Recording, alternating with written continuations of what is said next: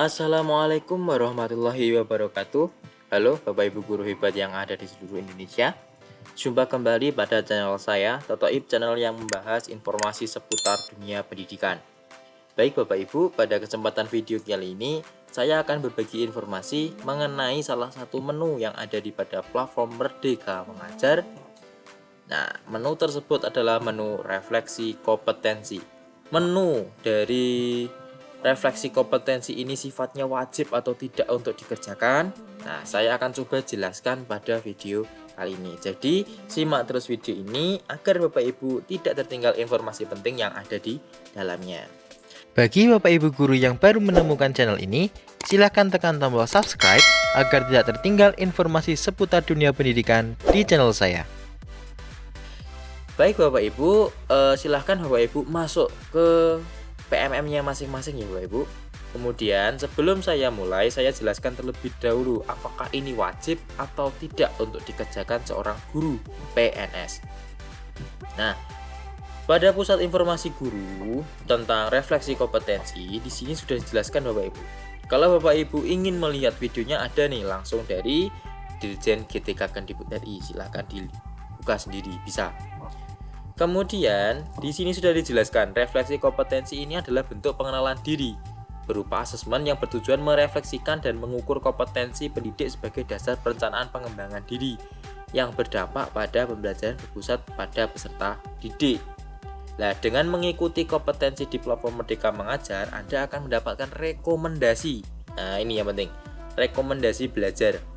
Jadi, Bapak Ibu kan juga nanti diminta untuk melakukan pengembangan diri ya pada pengelolaan kinerja. Nah, pengembangan diri itu Bapak Ibu bisa juga nih mengacu pada hasil refleksi ini. Jadi topik mana yang harus saya kerjakan. Jadi diusahakan topik-topik yang dikerjakan nantinya itu bukan hanya sekedar untuk mendapatkan sertifikatnya, tidak. Tapi silakan dipilih sesuai dengan memang kebutuhan Bapak Ibu dan juga kebutuhan dari sekolah Bapak Ibu. Nah, kemudian yang penting harus Bapak Ibu ketahui di sini adalah refleksi ini tidak sama dengan uji kompetensi. Jadi refleksi ini beda dengan UKG, tapi hanya digunakan untuk menjadi alat ukur apakah kompetensi yang dimiliki pendidik saat ini sudah sesuai dan berpusat pada peserta didik atau belum. Jadi refleksi kompetensi tidak akan berdampak pada jenjang karir Bapak Ibu. Kenaikan pangkat ataupun nilai rapor pendidikan nggak akan berpengaruh. Namun, dalam mengikuti refleksi ini, Bapak Ibu akan mendapatkan rekomendasi yang sesuai nanti. Rekomendasi belajar yang sesuai. Untuk apa? Untuk meningkatkan kemampuan dan kompetensi Anda. Tentunya nanti itu yang akan berimbas pada rapor pendidikan. Kemudian siapa peserta refleksinya? Pesertanya adalah ini. Hanya guru PNS yang non-KS. Tidak termasuk CPNS, P3K ataupun PNS yang diperbantukan. Jadi hanya PNS guru di sini dengan ini pangkatnya 3A sampai dengan 4E. Nah, ini apakah refleksi kompetensi itu wajib? Di sini jelas ya, tidak wajib. Namun sangat disarankan. Jadi nggak wajib, Bapak Ibu nggak mengerjakan pun nggak masalah. Namun ini sangat disarankan untuk apa? Untuk membantu Bapak Ibu mengenali diri sebagai pendidik dan untuk meningkatkan kompetensi. Secara bahasa kasarnya adalah Bapak Ibu supaya nantinya dalam memilih pengembangan diri lewat platform Merdeka Mengajar, topik-topiknya kan kalau nggak salah sudah 40 lebih topik ya. Nah, itu kan membingungkan, mana yang harus saya pilih nih? Nah, jadi Bapak Ibu bisa untuk mengacu pada hasil refleksi ini. Seperti itu. Oke, itu pengantar saja untuk menjelaskan apa itu refleksi kompetensi. Semoga menjawab berbagai keresahan Bapak Ibu ya, karena ini juga banyak yang beredar, ini wajib, ini enggak wajib, ini wajib. Nah, yang jelas di sini ya, ini tidak wajib namun sangat disarankan. Dan ini hanya untuk guru yang PNS. P3K sekali lagi belum bisa untuk memanfaatkan fitur ini. Alasannya apa? Di sini ada ya Bapak Ibu. Karena saat ini substansi model kompetensi yang telah dikembangkan dan tersedia sesuai regulasi hanya untuk guru, maka dukungan teknologi pengembangan fitur pun mengikuti hal tersebut.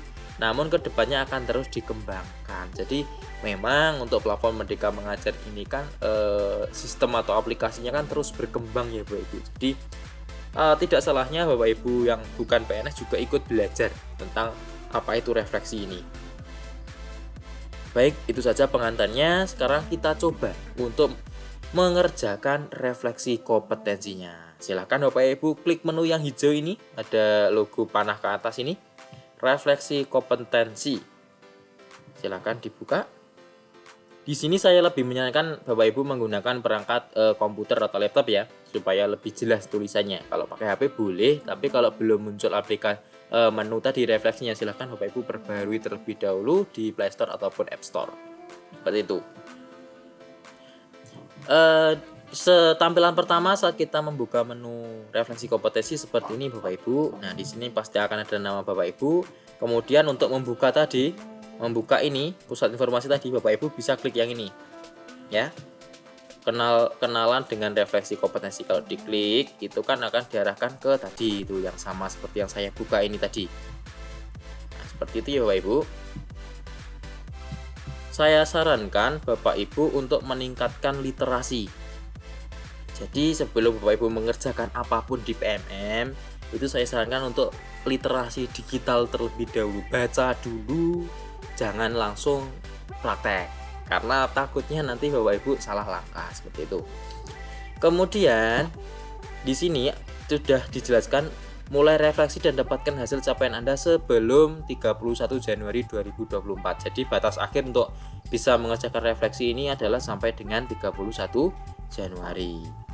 Kemudian hasil refleksinya ini, jenjang jabatan saya memang ahli pertama, level minimumnya 2 karena di sini saya belum mengerjakan, maka di sini masih kosong. Nah, nanti kalau sudah saya kerjakan maka akan muncul nih levelnya di sini. Jadi nanti saya targetnya adalah minimal 2. Level minimum saya. Yuk, sekarang kita langsung coba mulai saja. Silahkan klik mulai. Yang ini ya Bapak Ibu, biru. Diklik yang tombol biru, klik mulai. Nah, refleksi kompetensi belum berdampak langsung ke pangkat, jenjang, profesi, dan rapor pendidikan. Pastikan refleksi terkumpul sebelum tanggal ini. Nah, kemudian di sini akan ada menu-menu Bapak Ibu nih. Pedagogi, kepribadian, sosial, dan profesional. Ini Bapak Ibu sebelum mengisi nanti akan muncul data diri. Jadi saat kita klik entah itu pedagogi, ini kebetulan sudah saya buka, jadi saya tunjukkan yang belum saja ya. Misalkan ini Bapak Ibu pertama kali membuka, saya coba kepribadian, nanti akan muncul identitas nih. Cek dulu benar atau tidak ini identitas Bapak Ibu. Kalau sudah, silakan klik data sudah benar. Kalau masih keliru, klik edit seperti itu. Misalkan saya pilih data sudah benar. Nah, ini untuk yang kepribadian seperti ini. Kalau sudah muncul seperti ini, silahkan Bapak Ibu untuk memulainya dengan klik tombol biru. Diklik, nanti akan diarahkan ke pertanyaan. Ini ada 5 halaman ya Bapak Ibu, dan masing-masing halaman itu nanti jumlah pertanyaannya berbeda. Nah, seperti ini. Sebagai seorang guru, saya memiliki makna hidup yang sejalan dengan prinsip moral dan agama yang saya anut. Misalkan sesuai. Silakan isi sejujur-jujurnya. Karena sekali lagi ini tidak akan berdampak dengan apapun. Yang ini malah akan membantu Bapak Ibu untuk mengembangkan kompetensinya. Jadi buat apa Bapak Ibu membuatnya dengan data palsu, nanti malah merugikan Bapak Ibu sendiri. Jadi silakan isi dengan sejujur-jujurnya. Nah, misal Bapak Ibu mengerjakannya, misalkan sudah dapat ini, saya mendapat ajaran moral dalam dan agama dalam aktivitas sehari-hari sebagai seorang guru, sering. Misalkan Bapak Ibu mengerjakannya baru mendapatkan beberapa soal atau sudah masuk beberapa halaman, dan Bapak Ibu ada keperluan nih keluar seperti itu, ingin dilanjutkan nanti, silakan Bapak Ibu simpan draft ini yang di pojok kanan, diklik simpan draft. Kemudian silakan pilih simpan dan keluar. Nanti akan kembali ke menu yang ini. Nah, untuk keempat indikator ini, pedagogi, kepribadian, sosial, dan profesional, ini dikerjakan bebas ya Bapak Ibu. Jadi tidak harus urut, tidak harus dari pedagogi dulu, ataupun urutannya pedagogi, kepribadian, sosial, profesional, tidak. Ini bisa Bapak Ibu pilih bolak-balik, tidak apa-apa. Dan masing-masing indikator nanti jumlah pertanyaannya berbeda ya. Misalkan ini saja pedagogik itu ada 7 halaman, sedangkan kepribadian ini ada 5 halaman. Oke, silahkan nanti Bapak Ibu isi sampai selesai dan nanti akan muncul hasilnya. Oke, video ini akan saya cut, kemudian saya kerjakan terlebih dahulu, nanti hasilnya seperti apa saya tunjukkan ke Bapak Ibu. Seperti itu, nggih. Baik Bapak Ibu, tadi saya sudah coba isi 2 ya untuk pedagogik dan untuk kepribadian, dan dua-duanya ini menghasilkan level yang berbeda. Untuk yang pedagogik saya cuma sampai level 1. Untuk kepribadian saya malah bisa sampai level 5. Dan ini saya isi memang apa adanya dan seperti itu. Untuk yang level sosial dan profesional belum saya isi. Nah, kemudian kalau kita buka ini, saya coba untuk yang pedagogik. Di sini nanti akan ada laporan ya, laporan capaian setiap indikator kompetensinya. Jadi di pedagogik ini ada 3 indikator.